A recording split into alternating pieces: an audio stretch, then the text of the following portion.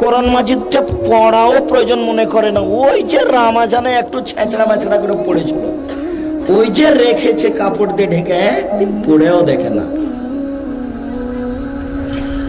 অথচ আমি শতবার পরামর্শ দিয়েছি 24 ঘন্টায় অন্তত কতটুকু পড়তে হবে, 1 লাইন, অন্তত 1 লাইন, অন্তত শেষে কতদূর বলেছি, সূরা ইখলাস,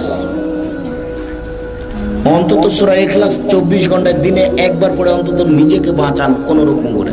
তার মানে কোরআন মাজিদ বিচারের মধ্যে উল্টা দাঁড়াবে, আপনার বিপক্ষে দাঁড়াবে। আল কোরআন হুজ্জাতুন লাকা ওয়া আলাইকা, কোরআন তোমার পক্ষেও হতে পারে, কোরআন তোমার বিপক্ষেও হতে পারে।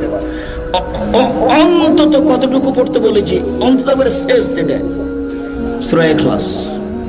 সূরা ইখলাস যদি 3 বার পড়েন তাহলে কি হবে, একবার কোরআন মাজিদ পড়ার সমান কি হবে। তা